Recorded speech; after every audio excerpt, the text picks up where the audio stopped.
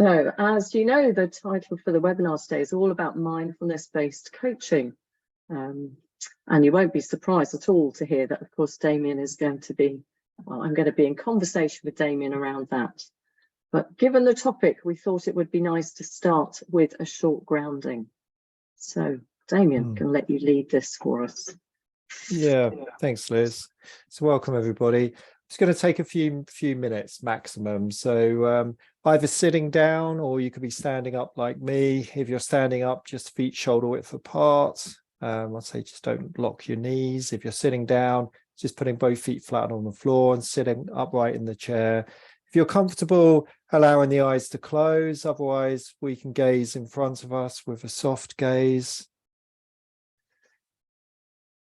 And we can place the tongue to rest on the roof of the mouth if that's comfortable for us. Lots of evidence to show the benefits from nasal breathing and engaging the parasympathetic nervous system.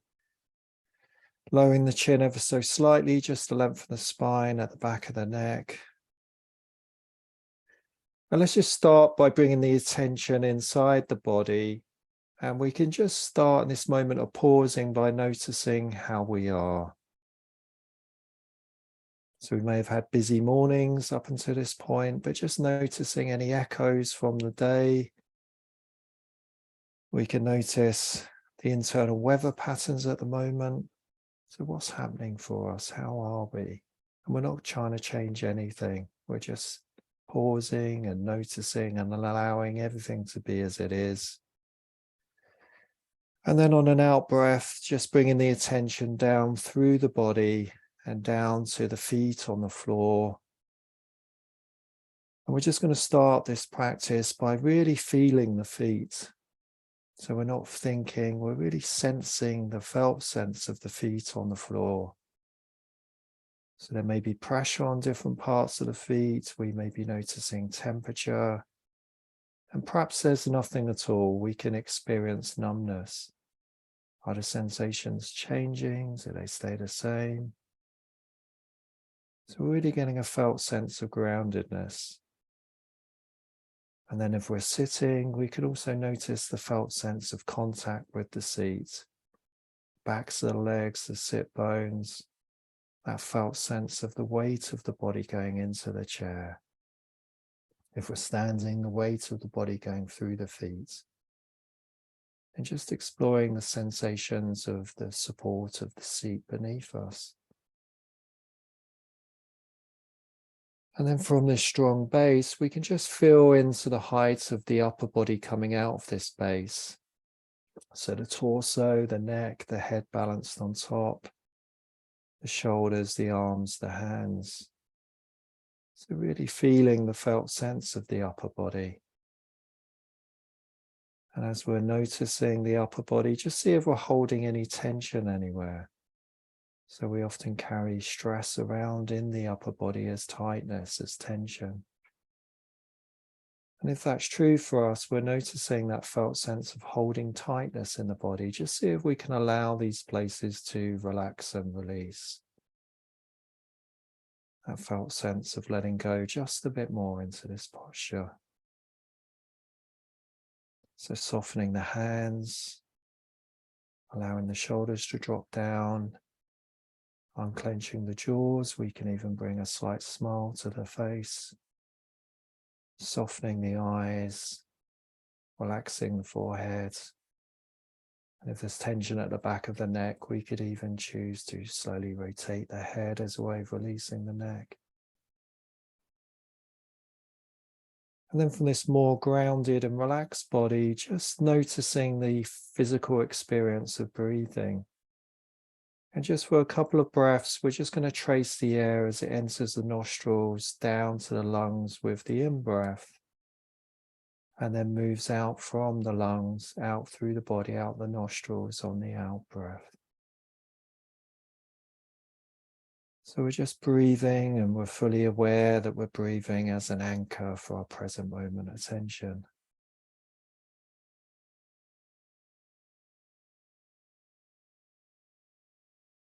And now just allowing the fingers and toes just to start to move, just as a way of signaling to the body and mind we're about to come out this short grounding exercise. And then when the time feels right, if the eyes have been closed, just slowly allowing the eyes to open. We'll just take a couple of moments to allow the sights to come to us. And then if we want to stretch or yawn, doing whatever we need to do, we often realize how tired we are when we pause. Okay, Liz. Thank you. So, Damion, I'm really conscious a lot of people, I'm sure, will have an understanding of mindfulness. But when you talk about mindfulness-based coaching, what do you mean by it? Yeah, I mean, I think in some ways, if people on the session have been practicing mindfulness, we're really, I suppose at one level, we're talking about presence. So we could change mindfulness-based coaching to present-based coaching. And I think then that sort of points to a number of different levels to mindfulness-based coaching. So one of them, of course, is the coach themselves. And I think mindfulness-based coaching sort of starts to speak to that the coach themselves has a mindfulness practice that's informing the way that they work. And there's obviously other aspects to that in terms of self-care and resourcefulness. I then think that sort of then alludes to that the coach themselves will be bringing mindfulness into the coaching session. And again, that's going to be a lot around, if I speak for myself, my presence and my ability to attune and resonate with the coachee. So using immediacy and intervening. And then I think the other part of that then is the coach using mindfulness interventions with the coachee as well. So yeah, they're the different, I suppose, elements or what way that I would describe mindfulness-based coaching. And just one other thing I wanted to say at the start of this, for the people that have really trained with us, at the heart of our framework, our coach training is the coach's presence. And well, when we talk about the coach's presence, we really talk about being fully embodied and in the present moment. And I think, again, that sort of talks to this aspect of mindfulness, but also we say it's about being centered and in a compassionate way as well. So it starts to talk about the relationality aspects of mindfulness, which is something that I'm sure we'll talk more about in a moment. Yeah, so and I really heard you say, so it's that the practice we have for ourselves, and then the richness of how that shows up in the session. As you said, around how we use it when we're working with someone, and then how we might use it as an intervention as well. So I'm conscious there are some things popping up in the chat panel already. I'll have a look at those in a second. So, and I know how mindfulness has been a part of your life for a very long time. So what would you say about your own journey of developing mindfulness as a practice for you?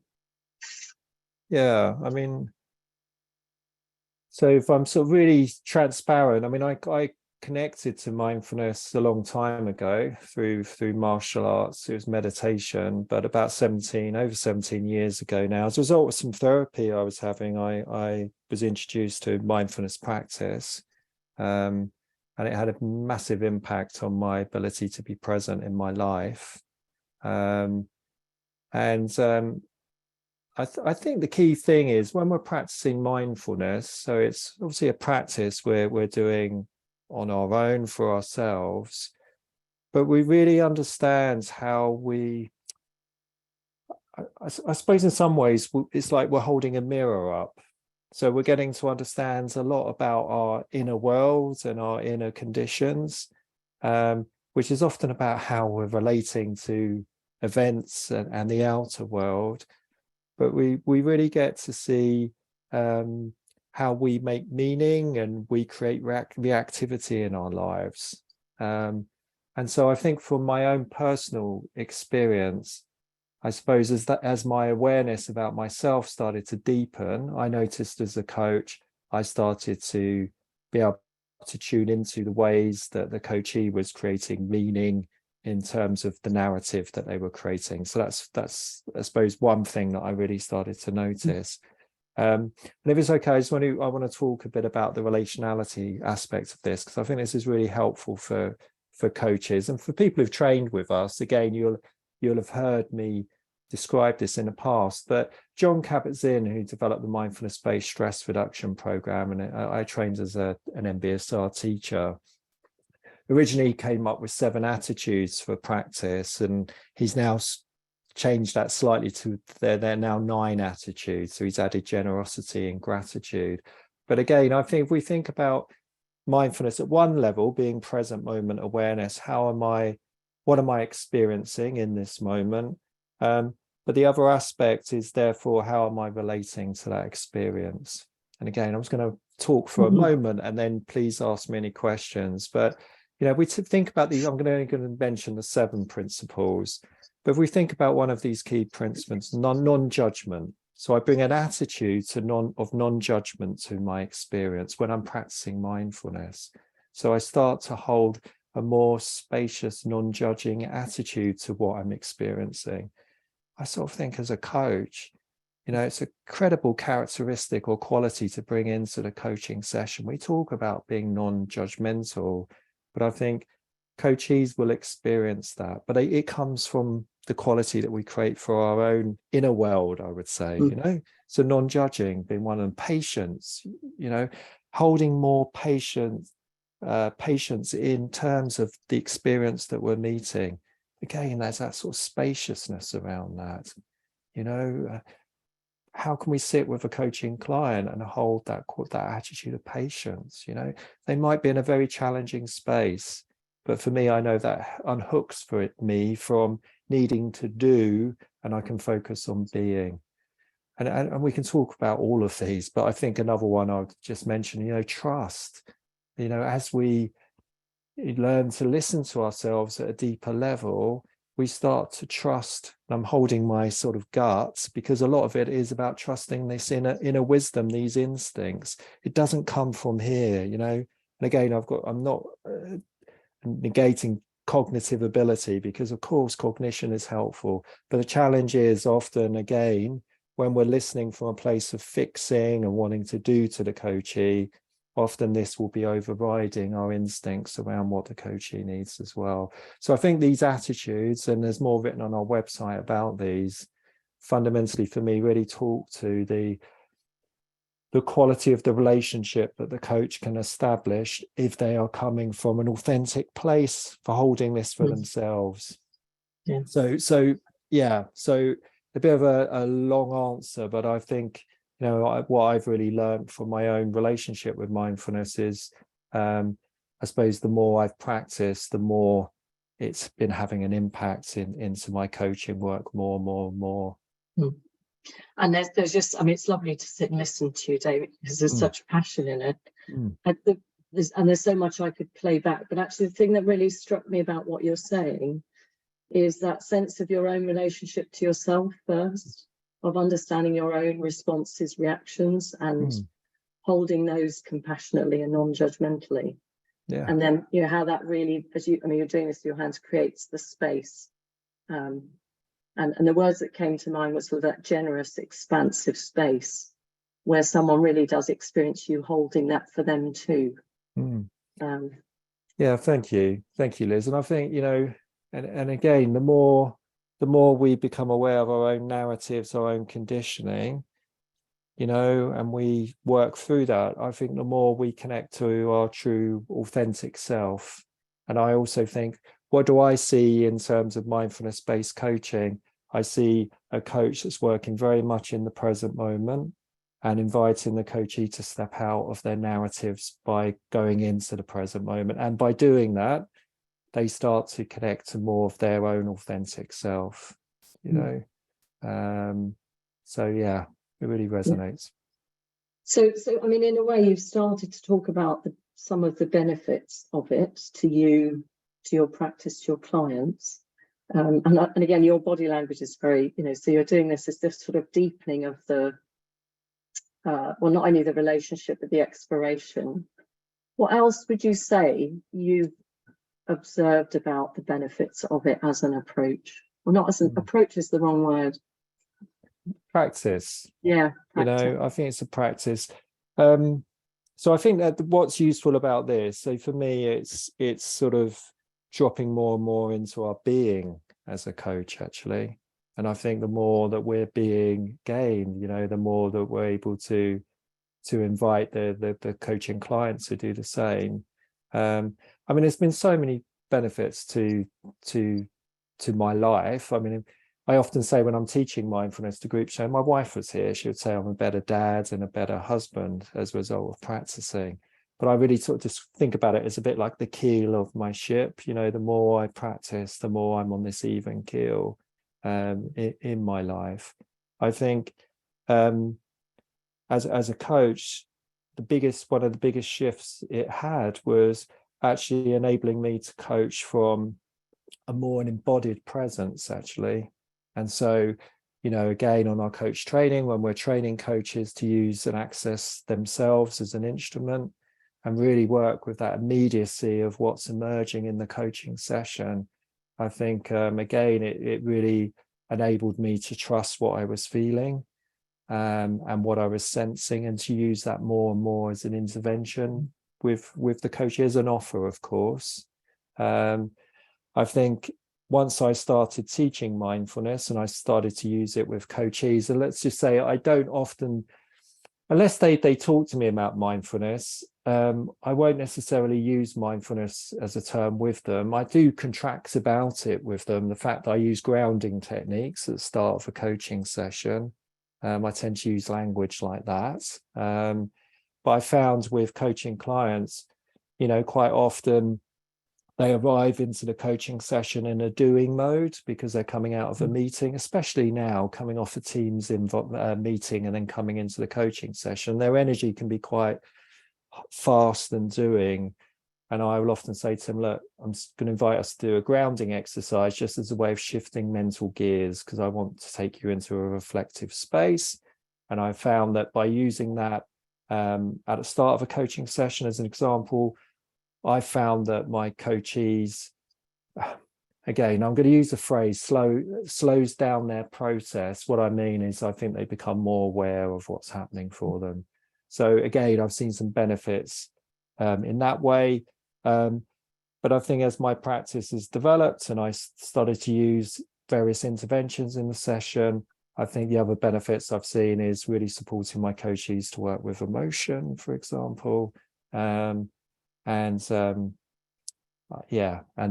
if they're interested, often they will be practicing mindfulness between sessions. So there's some benefits. I mean, I could talk more, I imagine.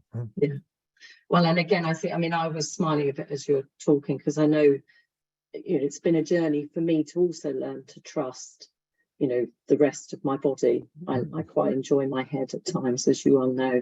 So it is that real sense of there is a lot more here that we can pay attention to, and the practice of noticing. I mean, we often say to people, don't we, you become more conscious, and when you're more conscious of it, you can be more choiceful about what you then do with whatever it is that you are noticing.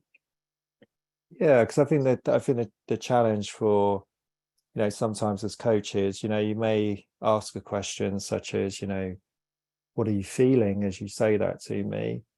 And the coachee says to you, well, I think I'm feeling angry, so they're not feeling it, they're thinking they're feeling it. And that's a habit that we have.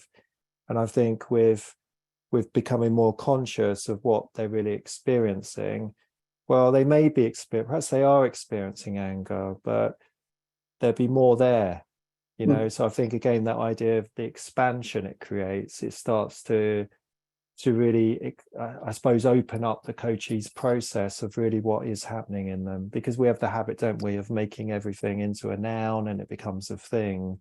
And I think mindfulness is really showing us the impermanence of experience, So you started to share a couple of examples, particularly of grounding at the start of a session. What other examples would you share to give people who are listening a bit of a flavour of how it becomes a part of your work with your clients? Yeah, well, I think for the coach, I think if you've got a structured mindfulness practice, I think coaching in itself becomes a practice. Because every time I'm coaching and I'm connecting to the felt sense of my feet, I'm taking a breath and dropping my awareness into my body as I'm listening. So I'm listening more with my body and all of my senses rather than just my head, I think the practice becomes part of the coaching session, because then I'm more able to, I think the key thing is, our coaching clients are bringing so much at the moment. I'm going to use the word, a lot of trauma, there's a lot of emotion that they're bringing, there's a lot of a sense of overwhelm. And I think for the coach, we need to be able to be in a place where we've got a steadiness, we're steady. And I think the more that we're holding the conversation in that place of steadiness and resource and availability, the more able we are to track ourselves and notice when we are impacted by something that the coachee is leaning into, or perhaps there's something in the system that we're noticing. So I think part of this is, for me, I do watch my breathing as I'm listening to someone, how, I start to notice when I'm reacting to different things that they're sharing.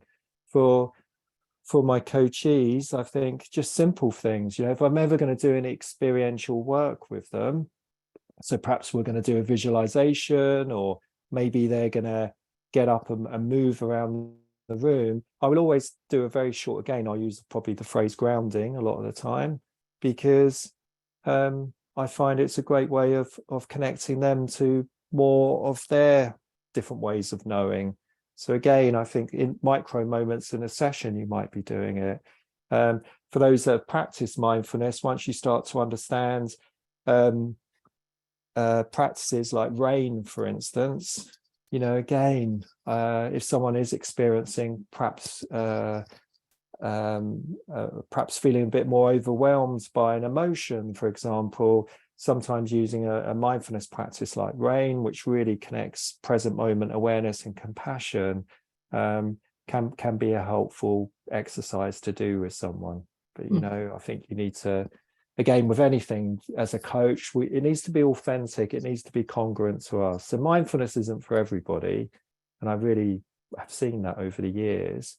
So I think it's more important that there's congruence here before I start to do things to other people, I'm really conscious you've mentioned rain, and I'm sure there are some people who are wondering what it is. So I don't know if you could just quickly say what that might be. I think if anyone's interested, so there's a meditation teacher called Tara Brach. She's written a book called Radical Compassion, and in the whole book is dedicated to the rain practice. So I'd say that's quite a helpful resource for everybody. So there's some examples, but the key thing I find with coaching clients is the more I've practiced over the years, the more I've had coaching clients that would say to me things like, well, I feel really calm being with you. They would talk a lot about feeling calm. And I think, as well as coaches, that sort of sense of, if the coachee is distracted, let's just take that because I've seen Andrew's comment on the chat. If I'm not going into the coaching session in quite a neutral state and feeling resourced, it could be easy for that distraction to impact me as the coach. And then I start to pick up on that energy and become distracted. But the same thing works the other way. I think the more we work on our presence and we arrive in more that being mode, feeling grounded and resourced, we have the capacity to downregulate the coachee's nervous system. So I think, do I do a grounding exercise every client? Not always. But do I believe I have the ability to slow them down? Yes, I do, through my presence, because I think they can't help but experience it, Yeah. Mm-hmm. So we've got about 5 minutes left, Damion. So I want to just connect back to something you said right at the start, because you talked about it also being an important element of self-care as a coach. So I just wonder what else you would say about that. Yeah, I'm going to offer one thing actually. Sorry, I just want to pick it up on Andrew's point about the coachee perhaps feeling quite distracted. And I think this is where, so just one other thing, the contracting really comes into this, because I think, you know, I will often ask questions to my coachee at the start of the session. So how present are you? I'm conscious you've just come out of meetings. So how present are you feeling for this? Because I'm trying to encourage them to alleviate some of those distractions. But I think sometimes, you know, again, inviting the coachee to be in a different location. If they're working at home, you know, well, why can't they be by a window looking out the window when you're coaching them? That could just, I'd say, contract with them about getting them present. I think that's another thing that I've learned. So self-care wise, I mean, there's so much written about the impacts of mindfulness in terms of, I suppose, the impact it has on us. And it is a practice. All I would say to people is, you know, if you do something every day, and mindfulness, you know, yoga is a form of mindful movement, perhaps that you really connect to yoga. But I think we need to do something that really supports us as coaches, because it can be easy for us to be burnt out as well. And for the people who've trained with me, you've heard this quote many times, but, you know, Bruce Lee famously said once, you know, in times of adversity, we don't rise to the occasion, or we don't rise to the level of our expectation. We fall to the level of our practice, because in a way, when we're training our nervous system to be available and to be resourced, you know, just by taking a breath, I reground myself. Just by, as I talk to you now, feeling my feet on the floor means I'm feeling more expansive, you know.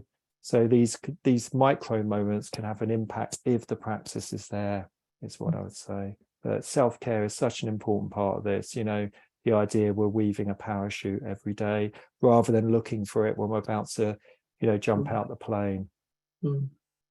So I'm conscious we've got a couple of minutes left, and there's something coming from Rob about after 4 years of Headspace, I'm wondering if I need to alter my practice. So any tips? And in that, you might also just any tips for people who might want to start on a mindfulness practice? Yeah, I mean, I think the biggest, I mean, I practiced on my own for a period of time. And I think the biggest impacts, and I think, sorry, there's a lot available now online as well. But I think if someone really wants to deepen this, I would say do a mindfulness course. I think that's the first step for someone. I mean, people training with us do a short 4-week course or a 6-week course with us. But I think that really, really supports you to understand what mindfulness is, because there's so much written about mindfulness that isn't true. You know, there's so much that's missed often in the teaching around mindfulness. I said, find a good teacher. So I'd say, look for someone. The mindfulness-based stress reduction is a strong course from an embodied perspective. The mindfulness-based cognitive therapy sometimes can be quite heady. So I'd say, you know, the MBSR course, I'd say start there. That would take you through a really robust training, and then you can make an informed decision about whether this is going to support your coaching practice or not.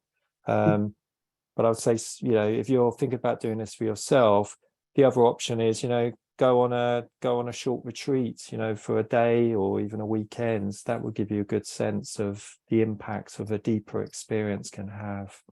And I can see Jeanette saying there, you know, about my Monday morning mindfulness session. So every Monday morning at 8 o'clock, I run a half an hour session. Information about that is on our website. So, you know, feel free to join that as well. So I'm really conscious of the time, because we've already, you know, half an hour's gone by so quickly, and there's probably a lot more that we can say. So just any final thoughts, Damion, before we close I this session? thought I'm going to read a short quote, actually, which I really like, from Resme Menachem. So just go with this, but for me, this just sums up what this is all about. Although they don't always realize it, people visit my office to be with my settled, regulated nervous system. Over time, their repeated contact with my nervous system helps their nervous system settle. This does not happen through a process of mirroring or cognitive training or verbal communication. What takes place is an energetic, chemical, biological, a syncing of biological energies. My settled nervous system is not an accident of birth. is a result of my training, my education, my experience, and my long-standing mindful self-care. Yeah, that's it really. Yeah, lovely. Thank you. So thank you everyone for joining us. It's been lovely to spend the time with you. I know it goes by all too quickly. So we did just want to say something about our CPD day, which is coming up. Damion, I hope you've got the date on the tip of your 7th tongue. of July. Thank you. I got the month. So 7th of July. So yeah, we hope to welcome many of you to that as well as it comes up. Just anything else, Damion, just before we close it down? I think the information's on our website, but really hope people can join us for that day. We've got some really interesting topics ahead, all around psychological modalities. So a whole host of CPD sessions you can select from. So thanks everyone. Go well. Enjoy the rest of your afternoon.